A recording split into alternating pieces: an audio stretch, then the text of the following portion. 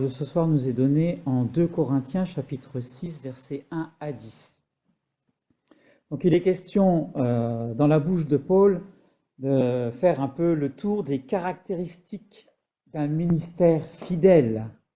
D'accord ? Et il trace comme ça tout au long de ces 10 versets, on pourrait dire que comment nous voit le monde ? Moi, pauvre, mort, battu, comment nous voyons-nous, nous?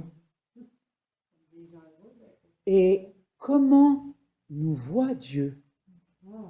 Et on s'aperçoit que le monde nous voit toujours d'un aspect qui est lié à la mort. On en a cité beaucoup, d'accord? Avec les histoires de répétition, mourant, imposteur, mise à mort, etc., etc. Ça, c'est comment nous voit le monde. Et puis Dieu nous voit comme des vivants, remplis de Saint-Esprit, de pureté, remplis de connaissance, de patience, de bonté, apportant même la richesse aux autres. Qu'est-ce qui fait que le monde nous voit comme des morts et qu'est-ce qui fait que Dieu nous voit comme des vivants? Eh bien, c'est l'état de serviteur. Quand tu es serviteur de tes frères, le monde considère que tu uses ta vie inutilement pour les autres. Donc tu cours à la mort, donc tu es en train de tuer ta vie, donc tu sers à rien, donc tu es un fada, donc il faut que tu reprennes les affaires en main. Et Dieu, quand il te voit que tu es serviteur de tes frères, il te voit comme un vivant. Parce que tu portes la vie du Christ chez les autres. Donc c'est quoi la vie du Christ? C'est la vie éternelle, c'est la résurrection, c'est la bonté, la paix, les bénédictions. Donc tu amènes la vie et la richesse en tout point et la connaissance de tout en tout point. Et il est insupportable pour le monde de voir que tu consacres ta vie au service des plus pauvres, des plus démunis, de ceux qui ne connaissent pas Dieu. Et ils vont te tirer dans les pattes. Voilà. Voilà ce que nous raconte Paul. Alors, Paul, au verset 2, va faire référence à un passage de l'Écriture qu'on trouve en Isaïe 49:8. C'est le verset 2 des temps favorables. Il dit qu'il ne faut pas recevoir la grâce de Dieu en vain. D'accord ? Parce que Dieu a dit, en Isaïe 49:8, « Au temps favorable, je t'ai exaucé, je t'ai répondu. Au jour du salut, je t'ai secouru. » À ce moment-là, dans la bouche du prophète Isaïe, Dieu était en train de parler à tout le peuple d'Israël. Tout ensemble. D'accord ? Et ce qui est très intéressant, c'est d'aller voir la suite de la parole de Dieu en Isaïe 49:8. Pour savoir qu'avec ces deux petites phrases, ce que Paul englobe ne reçoit pas la grâce de Dieu en vain parce que au jour du salut, j'étais secouru. Parce que je te protège. Ne reçois pas ma grâce en vain parce que je te protège. Parce que je t'établis pour faire une alliance. Parce que je vais relever le pays qui était parti dans la désolation. Ne reçois pas la grâce de Dieu parce que à travers toi, je vais relever le pays. Parce que tu seras au service de tes frères. Parce que tu vas habiter la terre de Sion, la Eretz Israël, la terre d'Israël, la terre promise. D'accord ?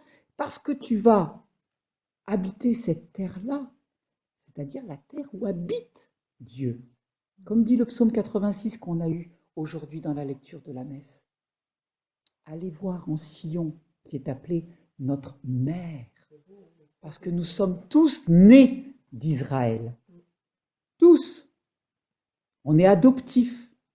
Donc on est tous nés de là-bas.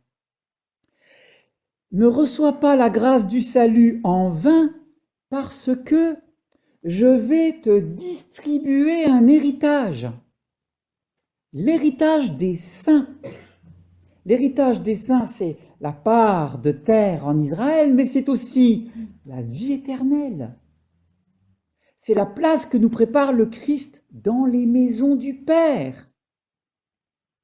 Ne reçois pas la grâce en vain parce que tu as un héritage derrière. Parce que je vais dire aux captifs, sortez. Parce que je vais dire à ceux qui sont dans les ténèbres, paraissez à la lumière. Parce qu'ils n'auront plus faim et ils n'auront plus soif. Christ encore les bras ouverts au temple, venez à moi, vous qui avez soif.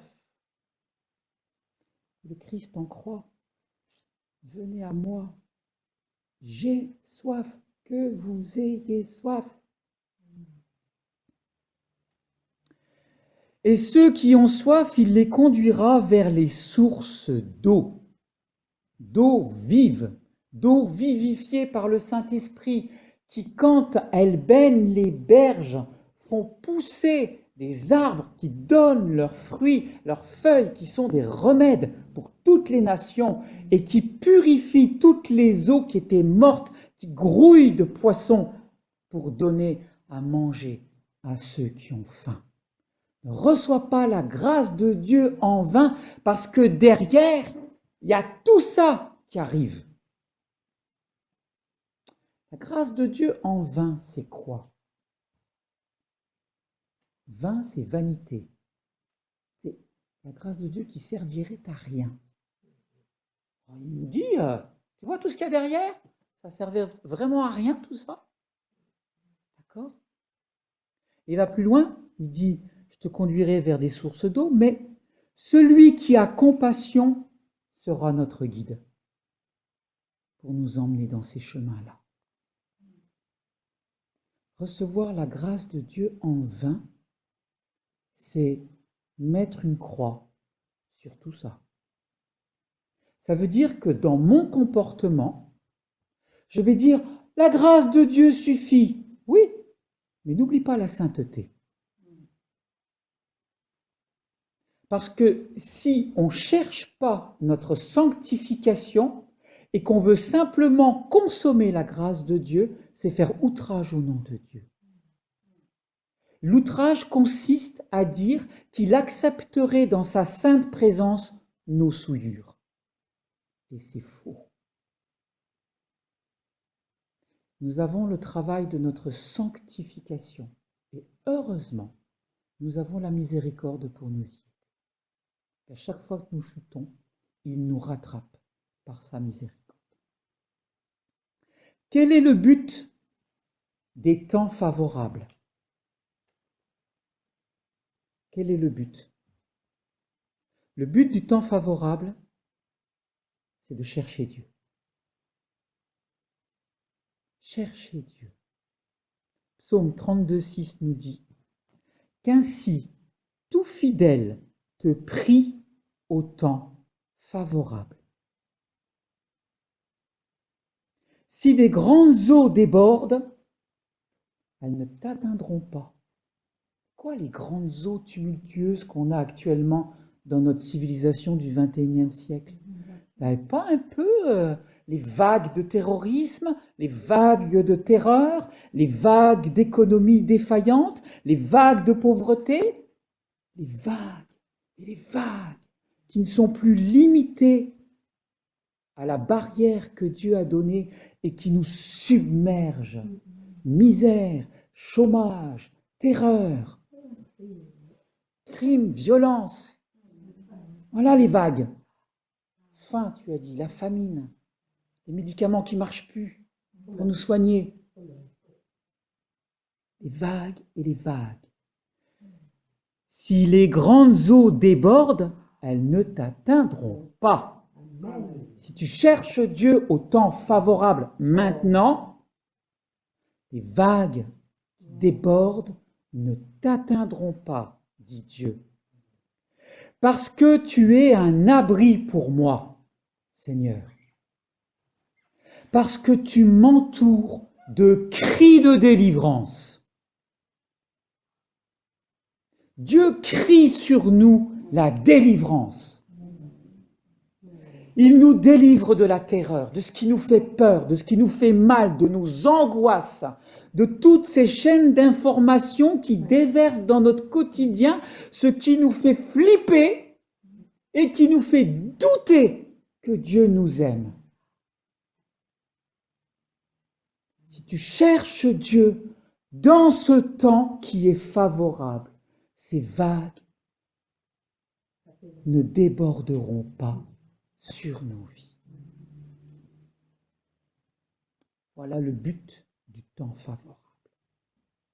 Et c'est le temps de l'adorer. De l'adorer. Psaume 95, 6. Venez, prosternons-nous, courbons-nous, fléchissons le genou devant l'Éternel qui nous a fait, car il est notre Dieu. C'est la seule chose vraie que nous avons à faire dans ce temps où les vagues nous submergent, c'est de nous prosterner, de nous courber, de fléchir le genou devant Dieu. Le reste est secondaire. Utile, mais secondaire, en ce sens que ça, c'est premier. Et c'est facile à faire. Tu as 5 minutes chez toi, tu es dans ta cuisine, dans ta chambre, dans la salle de bain, tu mets le genou à terre. Dieu, je te bénis. Je plie le genou devant toi, car tu es mon Dieu. Tu te relèves, tu repars à tes occupations. Ça peut durer 2 heures, ça peut durer 10 secondes. Tu peux le faire une fois, tu peux le faire 50 fois. Tu es mon Dieu. Tu es même au boulot. Tu vas au sanitaire, tu n'as personne. Paf, le genou par terre. Tu mets n'importe où, n'importe quand. Tu n'arrives pas à dormir la nuit, tu descends de ton lit, tu mets un genou par terre. Tu es mon Dieu et je t'adore. Tu remontes dans ton lit, tu dors. Parce que les flots de tes angoisses ne te submergeront pas. Il faut la rendre agissante, cette parole de Dieu dans nos vies, par des gestes qui sont extrêmement simples. D'accord ? Tu ne peux pas poser le genou par terre parce que tu as mal. Eh bien, tu mets une fesse sur le bord de la chaise et tu mets la génuflexion de l'autre côté. Il y a toujours une solution. D'accord ? Voilà. C'est pas, tu vois. Où tu lui dis simplement, voilà. Il connaît ta pauvreté. Il connaît que tu as mal à tes genoux et que tu ne peux pas tenir avec le reste de ton corps sur tes genoux. Eh bien, c'est pas grave. Tu en mets un sur le côté. C'est comme si tu étais à genoux. Il voit. Il connaît l'intention de ton cœur. Et c'est ça qui compte. Que tu lui dis, tu es mon Dieu, je t'adore, c'est pas obligé. Voilà. 3e point. Versets 6 et 7. La parole de vérité par la puissance de Dieu, par les armes offensives et défensives de la justice. Il y en a qui y vont avec leurs petits bras musclés, leurs petits biscottos pour foutre des baffes à tout le monde. Non, c'est des armes offensives et défensives de la justice. On va voir ce que c'est. Que sont les armes de la justice ? C'est la main droite et la main gauche. Pourquoi ? On trouve ça en 1 Chroniques 12, 1. David était en guerre contre le roi Saül. Saül était le roi choisi par le peuple, alors que Dieu devait être le roi de ce peuple. Et Dieu a choisi un roi selon son cœur, David. Saül, ayant peur de perdre sa place, a commencé, au milieu de ses désobéissances, à en vouloir à David. Il lui lançait même une lance dans sa direction alors qu'il lui jouait de la harpe pour se détendre. Enfin, bref, il lui a cavalé tellement au derrière que David était obligé de quitter le royaume, aller dans des grottes, au désert, etc. Donc il y a eu la guerre entre les deux. Et en 1 Chronique 12, 1, c'est pendant cette période un peu très difficile pour David, et il y a des vaillants hommes qui ont rejoint David. Et c'était des archers, qui se servent d'arc. Et ces archers lançaient des pierres de la main droite et tiraient des flèches de la main gauche. Donc on a deux mains et on ne fait pas la même chose avec. C'est simplement pour distinguer que quand on parle de la main droite et de la main gauche à la justice de la main droite et la justice de la main gauche ne vont pas faire la même chose. C'est juste une comparaison pour essayer de comprendre que la justice, ce n'est pas simplement quelque chose qu'on décide avec sa tête ou son cœur. Il y a plusieurs façons de la mettre en application. Voilà. Il faut comprendre la justice dans son sens pratique. C'est pas tu feras pas ci, tu feras pas cela. On va descendre au sens pratique. Le serviteur du Seigneur est un gardien des petits. Petits dans la foi, petits dans la misère, petits dans la... Voyez tous ceux, les humbles. Et donc le serviteur de Dieu va venir avec sa main droite se comporter comme un protecteur, comme un gardien des petits, avec sa main droite, pardon. Et avec sa main gauche, il va se comporter comme un protecteur contre les attaques de l'ennemi. Arrière. Quand il va voir que le petit se fait attaquer parce qu'il veut rentrer dans la foi, il veut rentrer dans les œuvres de Dieu, celui qui est serviteur de Dieu va écarter celui qui en veut à sa foi, celui qui en veut à sa piété. Il veut dire, mais qu'est-ce que tu as à faire avec... pourquoi tu l'enquiquines comme ça? Laisse-le croire en Dieu. Laisse-le faire ses dévotions. Tu écartes avec la main gauche. D'accord? Et tu es le gardien. Tu prends ton frère, ton petit, dans ta main droite et tu l'emmènes vers ton cœur. Tu vois? Tu l'emmènes vers la compassion. Tu l'emmènes vers la miséricorde. Viens sans toi protéger. Tu l'enveloppes. Tu le protèges. D'accord? Les attaques de l'ennemi, de l'incroyant, de l'impie, du méchant, d'accord, ont pour but toujours de déprécier le serviteur de Dieu et son service. L'attaque du mauvais ne va pas déprécier le nouveau croyant. Il va s'en prendre à celui qui est le plus fort des deux. Parce qu'en faisant tomber le plus fort des deux, il fait tomber le petit avec. Il ne pourra pas se redresser. D'accord? On coupe la tête. Et les autres s'éparpillent. Déprécier le service. C'est pourquoi au verset 3, Paul nous dit: ne nous donnons aucun sujet de scandale en quoi que ce soit, afin que notre service ne soit pas un objet de blâme. Parce que l'autre, il est là pour nous attaquer. Le serviteur et le service. Ça sert à quoi que tu ailles balayer l'église tous les samedis? Tu pourrais pas être avec nous? Ça sert à quoi que tu t'occupes des fleurs? Ça sert à quoi que tu t'occupes de visiter les mamies à l'hôpital? Ça sert à quoi que tu fasses le caté aux enfants? On attaque le serviteur et le service. D'accord? Et quand on attaque le serviteur et le service, on prive tous les petits de toutes les grâces qui peuvent tomber sur eux parce que tu es un serviteur qui amène tout le monde à la vie. Puisqu'on les amène à Jésus. Donc on les amène à la vie.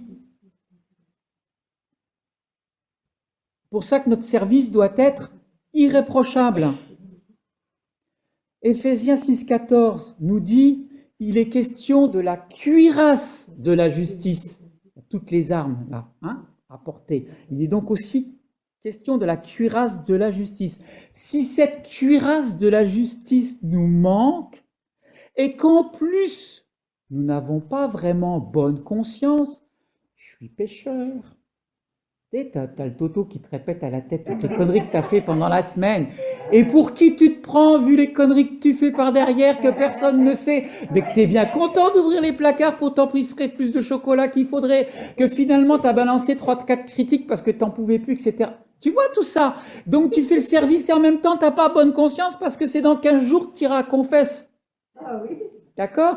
Donc t'en ramènes avec toi comme ça.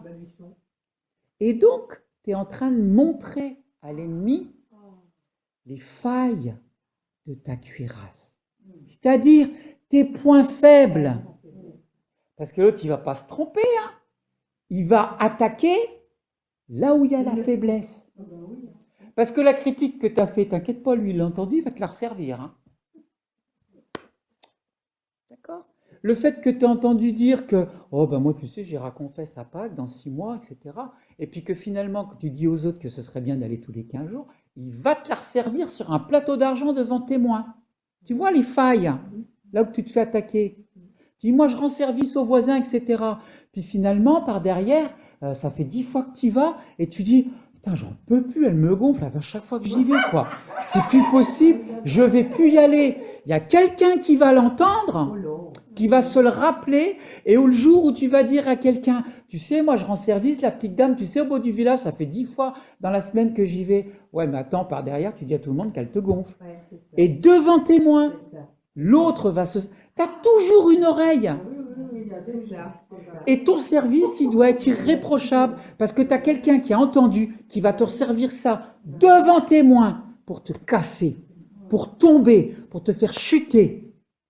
Parce qu'en te faisant chuter toi dans ton service, il prive tous les petits qui ont besoin de ce service pour les emmener au salut, à la vie en Jésus. C'est indissociable.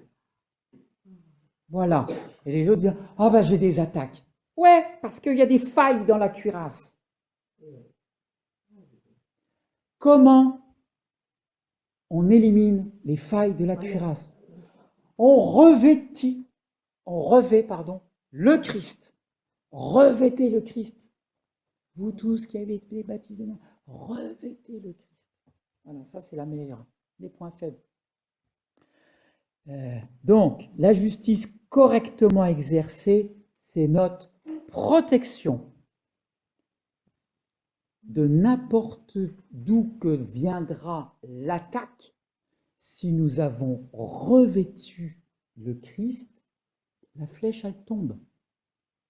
La flèche, elle tombe. Il tient, c'est le roi de gloire. Qu'est-ce que tu veux qu'il se fasse piquer par une flèche de l'ennemi? Mais ça, tu rigoles, quoi. Le Christ est victorieux en toutes choses. Un trait enflammé de l'ennemi, tu as revêtu le Christ, ça tombe. Oui, je suis pécheur, mais je suis sauvé. Oui, je suis pécheur. Tu as raison, je défaille. Tu as raison, je ne suis pas nickel sur toute la ligne. Mais ce que je fais avec le Christ. Je le fais avec le Saint-Esprit. Je ne me prends pas la tête. Je ne me considère pas comme meilleur que les autres. Je fais parce qu'il y a nécessité. Et plutôt que de me critiquer ou de faire ça, ben viens avec moi, donne-moi un coup de main, on ne sera pas trop deux. Et l'autre qui était dans la détresse à côté, qui avait que la langue pour critiquer, qui dira pas « Ah super, ok, je viens maintenant ». Hein? Qui dit? J'espère. Josué 15. Josué 1, 5, pardon. Il y avait un petit point entre les deux, je ne voyais plus. Nul ne tiendra devant toi tous les jours de ta vie. Nul, c'est nul tous les méchants, hein?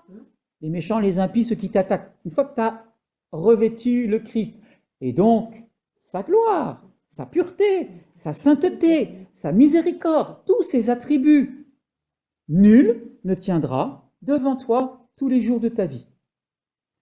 Je suis avec toi, comme je l'ai été avec Moïse.